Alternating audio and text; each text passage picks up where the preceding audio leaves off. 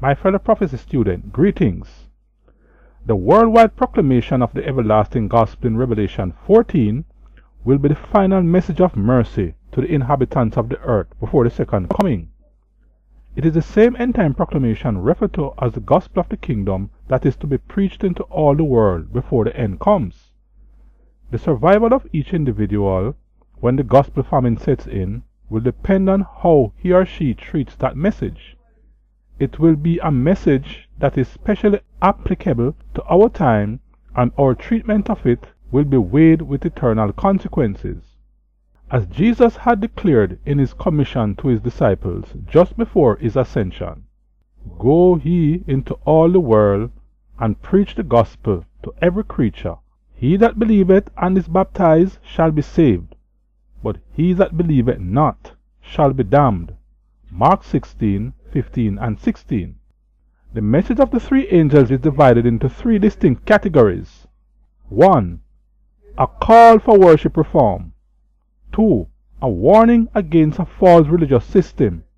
And 3. A stern warning against the worship of the beast and the taking of his mark.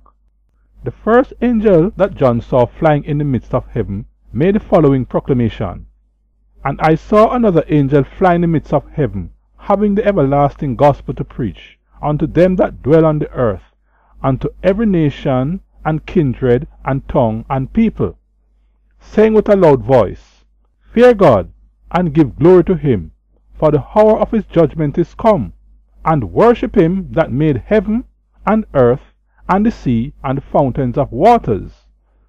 The message of the first angel is called the everlasting gospel because it points us to a need for the revival of true worship, and true worship is an exercise that will be practiced by both men and angels throughout the ceaseless ages of eternity. This particular message will go forth at a point in time when the world is faced with the choice between the worship of the beast and the worship of Jehovah.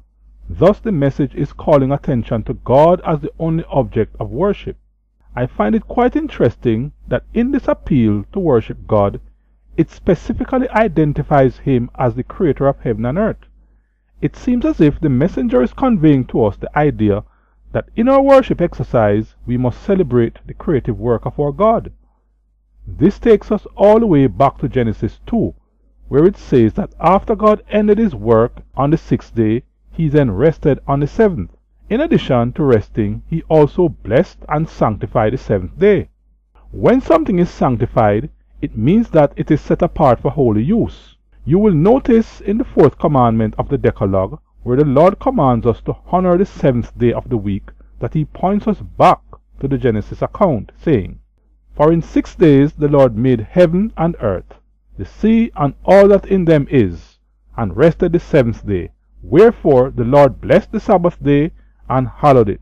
That is taken from Exodus 20 and verse 11. Therefore, the first angel's message is not just a call to worship the true God, but also to acknowledge him as our creator and celebrate his creatorship through weekly Sabbath observance. The message of the second angel is as follows: "And there followed another angel saying, Babylon is fallen, that great city, because she made all nations drink of the wine of the wrath of her fornication." A study of Revelation 17 and 18 will reveal the true nature of Babylon's influence in the earth. You will see where she is represented under the symbol of a woman. The Bible's interpretation for this symbol is that great city that reigneth over the kings of the earth, Revelation 17 and verse 18. Woman as a biblical symbol also represents a religious entity. The fact that this woman is called a whore clearly suggests that she is an apostate church. You will recall a similar case where God categorizes apostate Jerusalem as a faithful city that has become a harlot, meaning she has become a false religion. It will be an account of Babylon's influence why the inhabitants of planet Earth will descend into the greatest apostasy that the world will ever witness. On account of her false worship scheme and the disregard for the Creator and the day is sanctified, the people will be led into idolatry. This level of apostasy will come as a result of the world's intoxication with the doctrine of this false religious system, hence the need to come out of her and be not partakers of her sins. The third and final angel that was seen in vision trumpeted the following message. And the third angel followed them, saying with a loud voice, If any man worship the beast and his image, and receive his mark in his forehead or in his hand, the same shall drink of the wine of the wrath of God, which is poured out without mixture into the cup of his indignation, and he shall be tormented with fire and brimstone in the presence of the holy angels and in the presence of the Lamb. And the smoke of their torment ascended up forever and ever, and they have no rest day nor night, who worship the beast and his image, and whosoever receiveth the mark of his name. Here is the patience of the saints.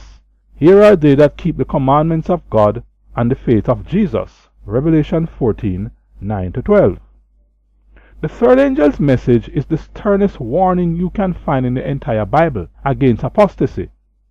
It will be an attempt to rescue the ignorant false worshippers who are on the verge of making their decision to seal their loyalty to the beast by taking his mark.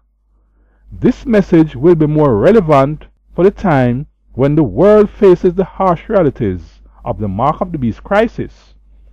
The choice will be before every man, woman, and child to decide whether to accept the message and live, or take the mark of the beast and face the horrors of the wrath of God as a consequence.